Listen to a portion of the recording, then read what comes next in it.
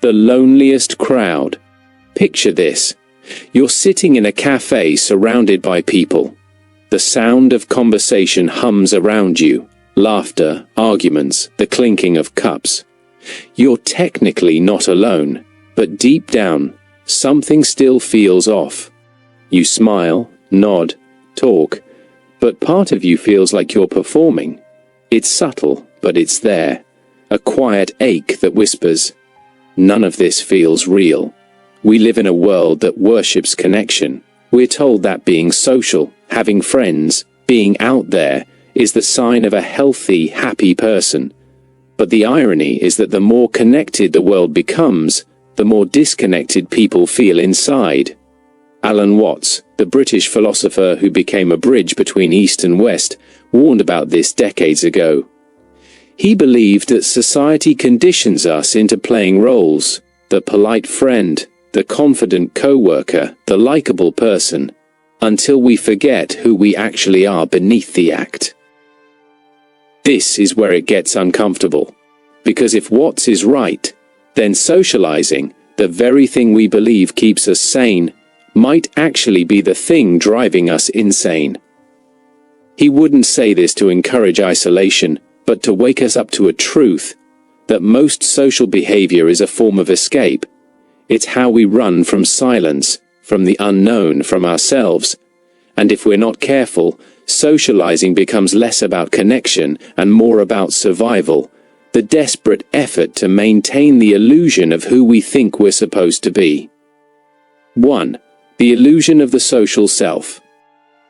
Alan Watts had a way of seeing through the surface of things. He believed that the idea of a separate self, a person distinct from the rest of reality, was a mental fiction. In truth, he said, you are not a skin-encapsulated ego, you are the whole universe experiencing itself. But from childhood, we're taught something very different.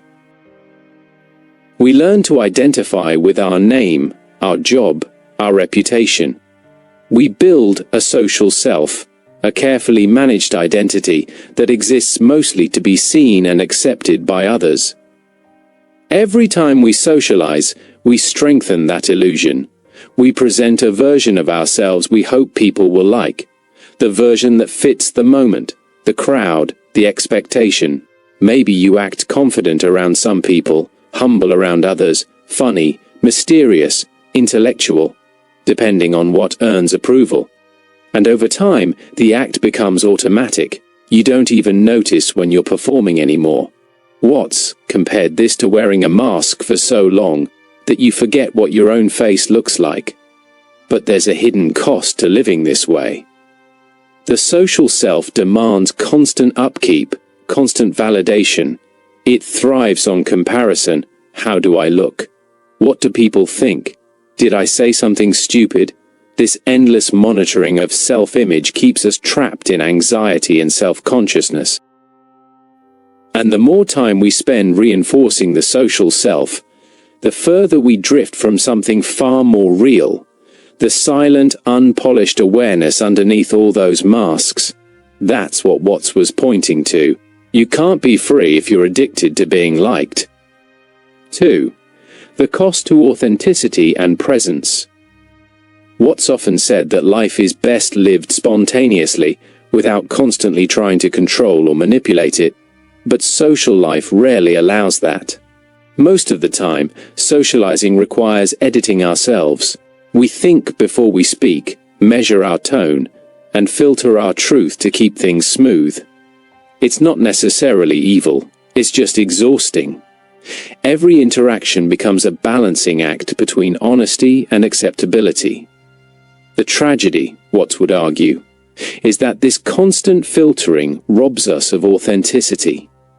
We start to treat relationships like performances, not connections. People talk about being real, but what most mean is being the version of myself others can handle. True authenticity, saying what you actually think, feeling what you actually feel, becomes dangerous in social settings. So instead of being, we perform. Instead of relating, we manage impressions. And perhaps worst of all, Socializing steals us from the present moment. When you're with people, notice how often your mind jumps ahead. What should I say next? How do I sound? Do they think I'm boring? You're no longer here. You're in your head, lost in a projection of yourself. What's believed the miracle of life exists only in the now, but the social mind lives in the future, constantly anticipating, adjusting, surviving. You can't experience presence while you're protecting an image. 3. Anxiety, comparison, and unnecessary suffering. Why do people feel anxious even in friendly company? Watts would say it's because social life is built on comparison, the idea that you are a separate entity measured against others. The moment you enter a social space, your ego wakes up.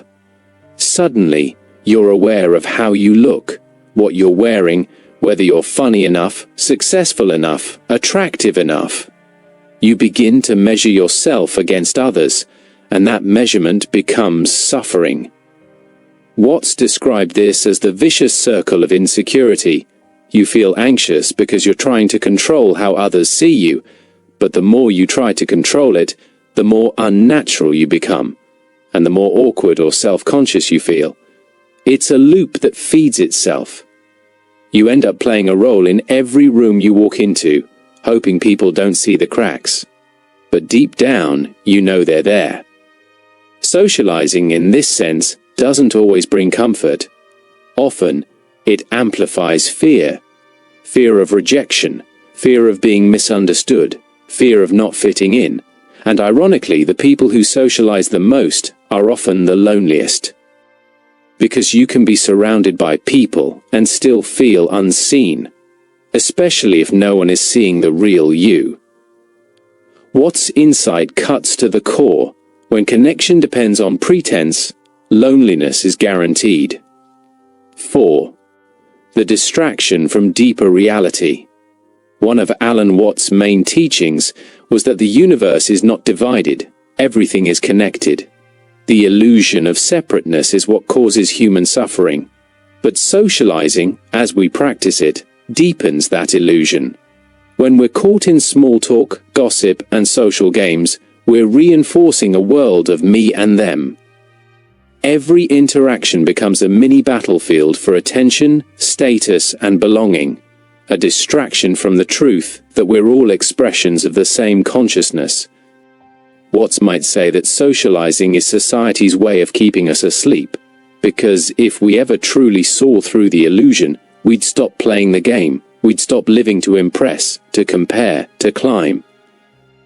But that's terrifying to most people, because our entire social structure depends on the performance continuing. From advertising to Instagram, everything feeds the idea that you must be someone special, someone others approve of. To drop that illusion feels like death to the ego. That's why Watts admired Zen monks and mystics, people who could sit alone for hours and feel completely at peace. They weren't antisocial, they were awake. They'd realized that true connection doesn't come from talking, but from being. When you're present and unguarded, even silence between two people can feel like love. But when you're trapped in the social self, even constant talking can feel empty. 5. Socializing as egoic attachment. Watts believed the ego thrives on attachment to possessions, ideas, and especially approval, and socializing is its favorite feeding ground. Every smile, compliment, or like on a post is a small hit of validation. We crave it, even when we know it's shallow. But like any addiction, the high fades fast. The ego always wants more. The danger here is that your sense of worth becomes externalized. You stop being enough by yourself. You need others to confirm your value, to reflect back an image of who you think you are. Watts warned that this dependence makes you emotionally fragile, because if your happiness depends on how others see you, you'll always be at their mercy. And so, socializing, far from being harmless, can become spiritual poison when it's driven by ego. It keeps you trapped in what Watts called the round of becoming. the endless attempt to be someone. You'll never win, because every version of someone is still a mask. True peace, he said, comes when you realize you don't need to be anyone, you just are. 6. The middle way, between isolation and engagement. Now, Watts wouldn't say you should live like a hermit or reject people altogether. That would just be another ego trip. The spiritual identity of the lone sage who's above it all. The real wisdom lies in balance. You can socialize, even enjoy it, without losing yourself in it. The key, he'd say, is awareness. When you talk to someone, notice when the mask appears. Notice when you start performing. The moment you become aware of it, the illusion starts to loosen. You realize you can play the social game without believing it's real. You can laugh, connect, listen, but from a place of presence, not performance. This is what Watts called the art of living. It's not about escaping the world but dancing with it, lightly, without clinging. You engage in society, but you don't take it too seriously. You see through the game, yet still play, because it's fun. And in that spirit, socializing can transform from egoic habit to conscious expression. 7. What happens when you stop taking socializing seriously? When you stop centering your life around social approval, something shifts. The anxiety fades. The need to impress weakens. You stop caring so much about how you're perceived. And for the first time, you start living. Without the constant noise of social life, you begin to hear your own thoughts again. You rediscover curiosity, creativity, and peace. You realize that solitude isn't emptiness, it's spaciousness. You start to enjoy your own company, not out of arrogance, but out of freedom. And paradoxically, when you no longer chase connection, genuine connection finds you. Because people sense authenticity. When you no longer need to be liked, you become magnetic. Your presence itself becomes honest, grounded, effortless.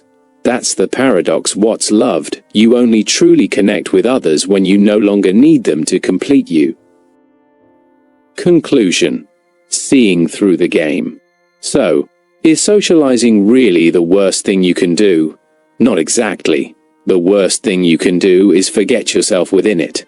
Alan Watts wasn't against human connection, he was against illusion. He wanted people to wake up to the game they were playing, because once you see the game, you can play it with joy instead of fear. You can laugh at your roles instead of getting lost in them. You can talk to others without needing them to validate you. In the end, Watts' message isn't antisocial, it's pro-reality. He invites you to stop chasing approval, to stop rehearsing who you are, and to finally relax into being. When you no longer need to be someone in society's eyes, you rediscover what you've been all along. Pure awareness, free, spontaneous, alive. So maybe the real secret is this. It's not that socializing is evil. It's just that you don't need it to be whole. Once you see that, every interaction becomes lighter, every silence richer, and every moment closer to truth.